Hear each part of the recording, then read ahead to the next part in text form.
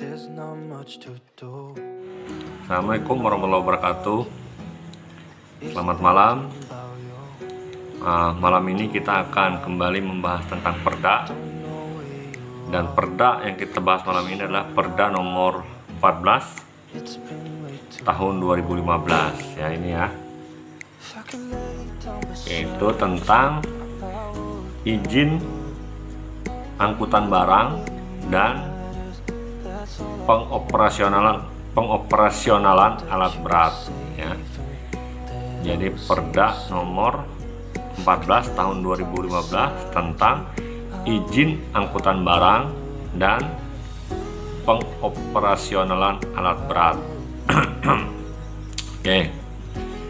Perda ini ditetapkan pada tanggal 9 November 2015. Jadi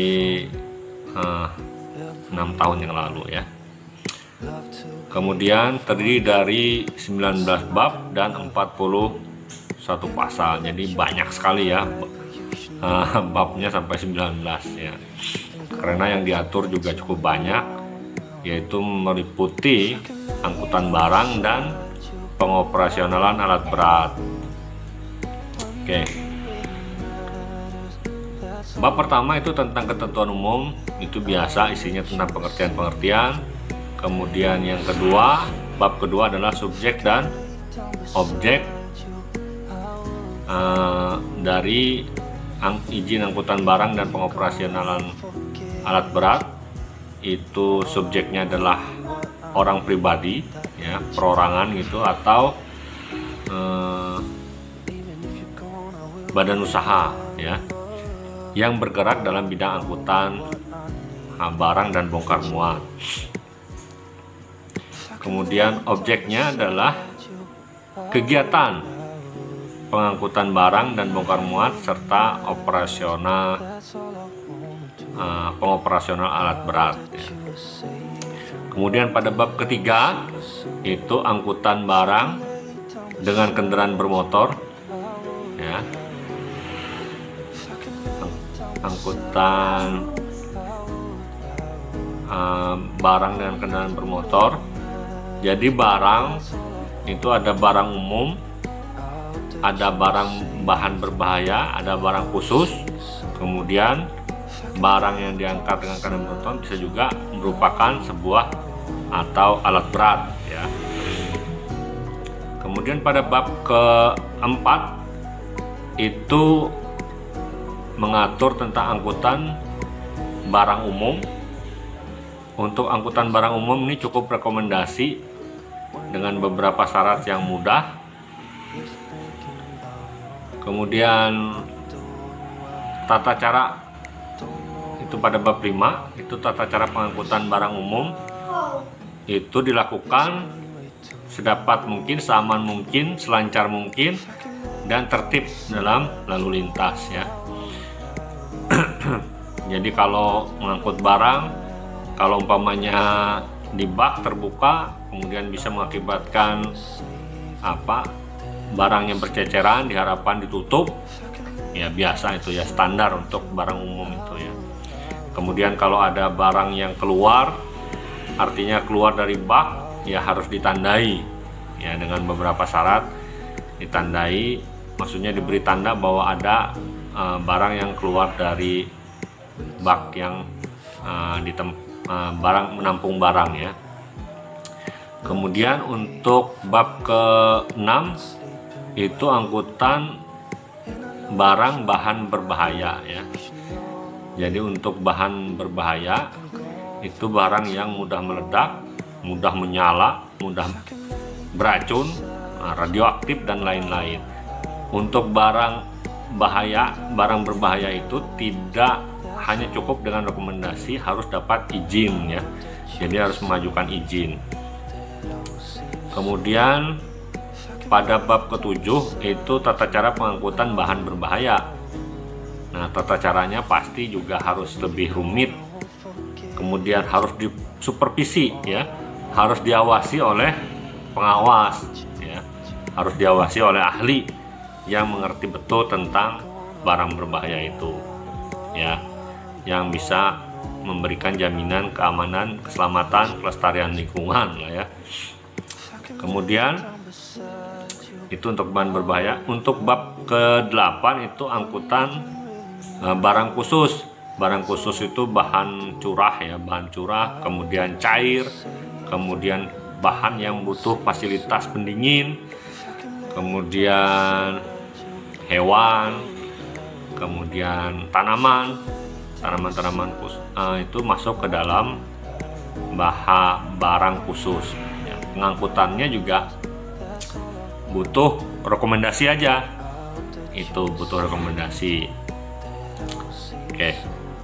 Kemudian pada bab ke-9 itu tata cara pengangkutan barang khusus. Itu ya pasti ya, tadi itu tetap aman, kemudian menjamin keselamatan, kemudian lancar lalu lintas ya, serta ketertiban. Oke. Kemudian pada bab ke-10 itu diatur tentang angkutan peti kemas. Peti kemas itu harus diangkut oleh angkutan yang memang untuk peti kemas. Jadi kalau di sini, kalau di Barito Utara biasanya lewat darat ya, peti kemas itu diangkatnya. Kemudian ya biasanya ada alat-alat khusus untuk memindahkannya, forklift maupun kren ya. Oke.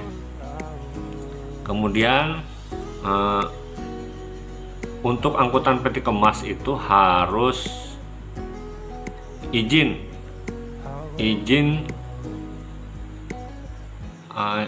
jalan lintas ya, izin jalan lintas.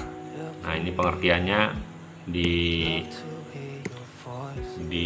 Perda 14, silahkan diperiksa ya.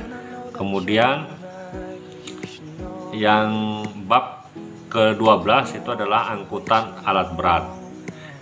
Alat berat ini juga butuh izin lintas, dan sering ya kita lihat alat berat yang masuk maupun keluar ya, mobilisasi maupun demobilisasi ke Barito Utara maupun keluar Barito Utara.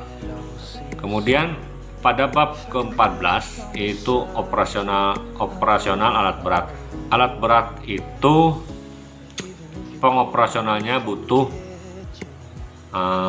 rekomendasi ya. Jadi harus mengajukan permohonan rekomendasi untuk operasional alat berat. Kemudian nanti ada mekanisme di dinas berapa hari dari surat permohonan lengkap itu harus diberikan rekomendasinya ya. Kemudian pada bab ke-15 itu diatur tentang ketentuan izin. Orang pribadi maupun badan yang melakukan kegiatan usaha angkutan barang tadi itu wajib memiliki izin usaha. Izin usaha ini pasti ya biasalah, ada syarat-syarat yang harus dipenuhi. Kemudian izin usaha itu berlaku selama 5 tahun. Kemudian setelah 5 tahun diperpanjang lagi 3 bulan sebelum masa berlakunya habis, silahkan diajukan permohonan perpanjangan untuk izin usaha alat usaha pengangkutan ya. Kemudian pada bab ke-16 itu tentang pengendalian dilakukan oleh kepala dinas, maksudnya dinas perhubungan. Kemudian pada bab ke-17 itu ketentuan penyidikan, itu PPNS maupun penyidik kepolisian ya. Kemudian pidananya itu 3 bulan kurungan maksimal, namun pidana dendanya itu cuma 5 juta ya. Ini salah 2, artinya hanya 2 perda yang cuma memberikan sanksi pidana denda itu cuma 5 juta ya. Ya, yang terakhir adalah ketentuan penutup. Ya, dengan adanya perda ini diharapkan sistem pengangkutan kita jadi aman, lancar, tertib, serta memberikan keselamatan bagi semua masyarakat, melindungi kepentingan masyarakat, kemudian juga tidak menghambat usaha. Terima kasih atas perhatiannya. Billahi taufiq wal hidayah. Assalamualaikum warahmatullahi wabarakatuh.